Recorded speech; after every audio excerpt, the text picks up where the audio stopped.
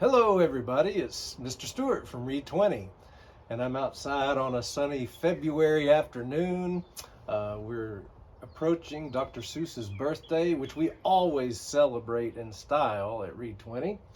So what we're going to do today is look at my all-time favorite Dr. Seuss story. It's about an elephant named Horton, and he hears something. So our story is Horton Hears a Who. So here's how it begins. On the 15th of May, in the jungle of Whoville, in the heat of the day, in the cool of the pool, he was splashing, enjoying the jungle's great joys, when Horton the elephant heard a small noise. Is it like these birds tweeting in the background? So Horton stopped splashing. He looked toward the sound. That's funny, thought Horton. There's no one around. Then he heard it again, just a very faint yelp, as if some tiny person were calling for help. I'll help you, said Horton, but who are you? Where? He looked and he looked, but he could see nothing there, but a small speck of dust blowing past through the air. I say, murmured Horton, I've never heard tell of a small speck of dust that is able to yell. So you know what I think? I think there must be someone on top of that small speck of dust. Some sort of a creature of very small size, too small to be seen by an elephant's eyes. Some poor little person who's shaking with fear that he'll blow in the pool because he has no way to steer. I'll just have to save him because, after all, a person's a person, no matter how small.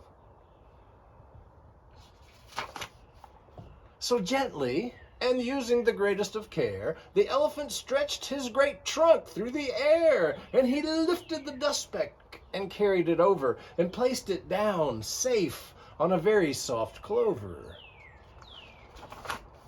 Humph! Humphed a voice. 'Twas a sour kangaroo, and the young kangaroo in her pouch said, humph, too. Why, that speck is as small as the head of a pin. A person on that? Why, there never has been.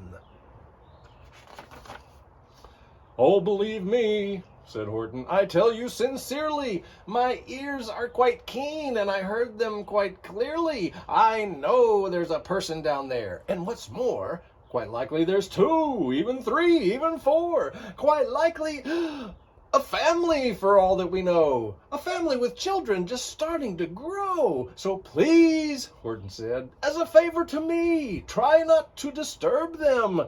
Just please let them be.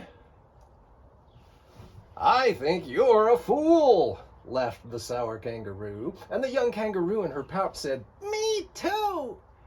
You're the biggest blamed fool in the jungle of Whoville. And the kangaroos plunged into the cool of the pool. Oh, what terrible splashing, the elephant frowned. I can't let my very small persons get drowned.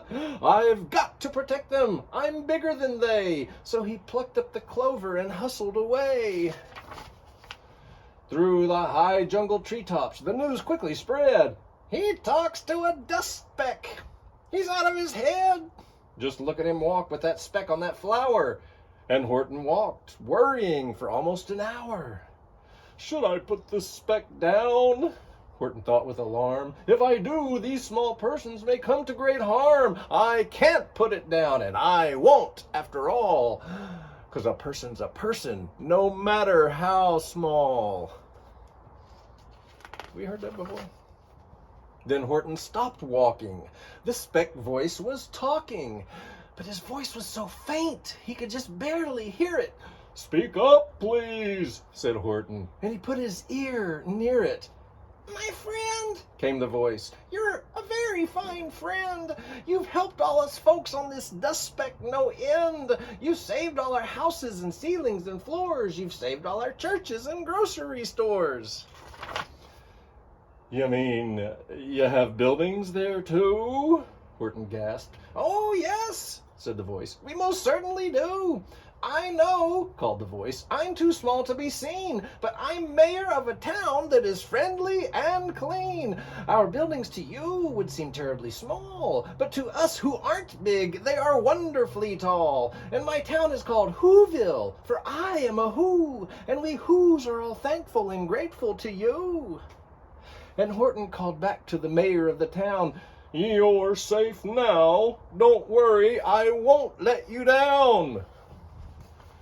But just as he spoke to the mayor of the speck, 3 big jungle monkeys climbed up Horton's neck. The Wickersham brothers came shouting, "What rot! This elephant's talking to Whos who are not. There aren't any Whos and they don't have a mayor, and we're going to stop all this nonsense. So there!" They snatched up Horton's clover and they carried it off to a black-bottomed eagle named Vladikoff. A mighty strong eagle, a very swift wing. And they said, "Will you kind of get rid of this thing?" And before the poor elephant could even speak, the eagle flew off with the flower in his beak. All that late afternoon and far into the night, that black-bottomed bird flapped his wings in fast flight, while Horton chased after with groans over stones that tattered his toenails and battered his bones. And he begged, "Please don't harm all my little folks who have as much right to live as us bigger folks do." But far, far beyond him, that eagle kept flapping, and over his shoulder called back, "Quit your yapping. I'll fly through the night. I'm a bird. I don't mind it. I'll hide this tomorrow where you'll never find it." And at 6:56 the next morning, he did it. It sure was a terrible place that he hid it. He let that small clover drop somewhere inside of a great patch of clovers 100 miles wide. "Find that," sneered the bird, "but I think you will fail." And he left with a flip of his black-bottomed tail. "I'll find it," said Horton. "I'll find it or bust. I shall find my friends on my small speck of dust." And clover by clover by clover with care, he picked up and searched them and called, "Are you there?" But clover by clover by clover he found that the one he sought for was just not around. And by noon, poor old Horton, more dead than alive, had picked, searched, and piled up 9,005. That's a lot of clovers. And then on through the afternoon, hour after hour, till he found them at last on the 3,000,000th flower. "My friends," cried the elephant, "tell me, do tell, are you safe? Are you sound? Are you whole? Are you well?" And from down on the speck came the voice of the mayor. We've really had trouble, much more than our share. When that black-bottomed birdie let go and we dropped, we landed so hard that our clocks have all stopped. Our teapots are broken, our rocking chair smashed, and our bicycle tires all blew up when we crashed. So Horton, please," pleaded the voice of the mayor's, "will you stick by us Whos while we're making repairs?" "Of course," Horton answered. "Of course I will stick. I'll stick by you small folks through thin and through thick." "Humph," humphed a voice. "For almost 2 days you've run wild and insisted on chatting with persons who've never existed. Such carryings on in our peaceable jungle. But we've had enough of your bellowing bungle, and I'm here to state," snapped the big kangaroo, "that your silly nonsensical game is all through." And the young kangaroo in her pouch said, "Me too." With the help of the Wickersham brothers and dozens of Wickersham uncles and Wickersham cousins and Wickersham in-laws whose help I've engaged, you're going to be roped and you're going to be caged. And as for your dust speck, that we shall boil in a hot steaming kettle of beezlenut oil. "Boil it," gasped Horton. "Oh, that you cannot do. It's all full of persons, and they'll prove it to you." "Mr. Mayor," Horton called. "Mr. Mayor, you've got to prove now that you really are there. So call a big meeting, get everyone out. Make every who holler, make every who shout. Make every who scream. If you don't, every who is going to end up in a beezlenut stew. And down on the dust speck, the scared little mayor quick called a big meeting in Whoville town square.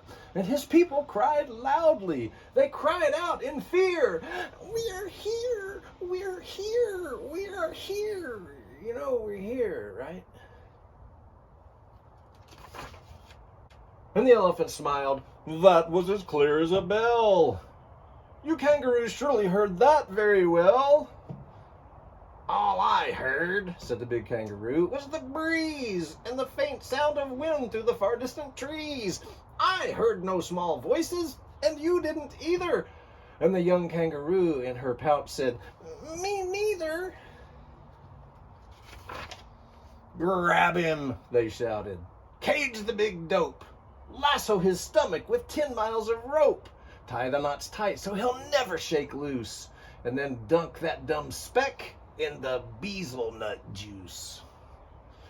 Horton fought back with great vigor and vim, but the Wickersham gang was too many for him. They beat him, they mauled him, they started to haul him into his cage, but he managed to call to the mayor, "Don't give up, I believe in you all.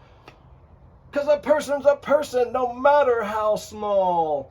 And you very small persons will not have to die if you make yourselves heard. So come on now and try." The mayor grabbed a tom-tom. He started to smack it. And all over Whoville, they whooped up a racket. They rattled tin kettles and beat on brass pans, on garbage pail tops and old cranberry cans. They blew on bazookas and blasted great toots, on clarinets, oompas and boompas and flutes. Great gusts of loud racket rang high through the air. They rattled and shook the whole sky. And the mayor called up through the howling mad hullabaloo, "Hey, Horton, how's this? Is our sound coming through?"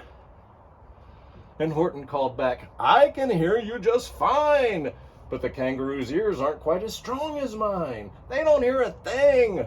Are you sure all your boys are doing their best? Are they all making noise? Are you sure every who down in Whoville is working? Quick, look through your town. Is there anyone shirking?" Through the town rushed the mayor from the east to the west, but everyone seemed to be doing his best. Everyone seemed to be yapping or yipping. Everyone seemed to be beeping or bipping, but it wasn't enough. All this ruckus and roar, he had to find someone to help him make more. So he raced through each building and searched floor to floor. And just as he felt he was getting nowhere, and almost about to give up in despair, he suddenly burst through a door, and that mayor discovered one shirker, quite hidden away in the Fairfax apartments, apartment 12J. Yes, a very small shirker named JoJo was standing, just standing, and bouncing a yo-yo.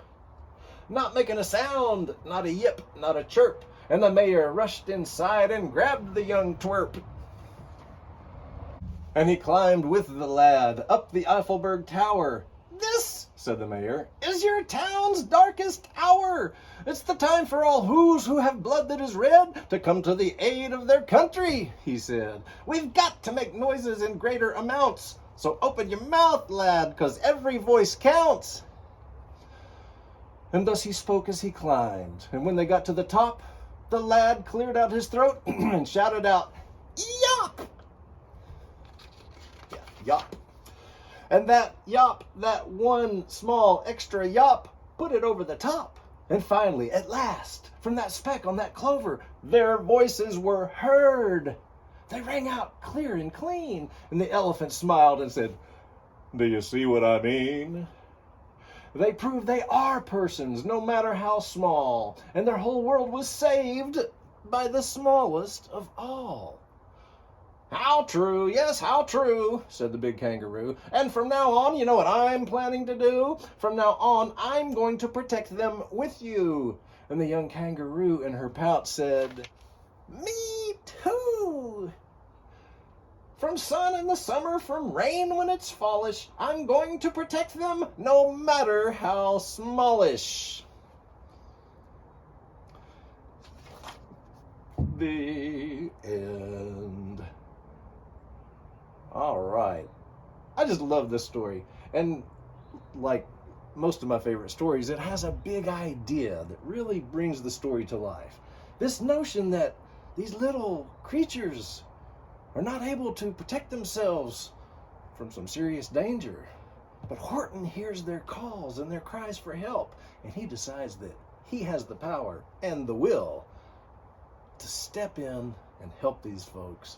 Because, big idea alert, a person's a person no matter how small. We all think about that. I hope you have a great discussion about that. And I hope you have a wonderful rest of your week, and that you will celebrate Dr. Seuss's birthday by reading as many of his stories as you can possibly get your hands on. I know there's plenty in the library.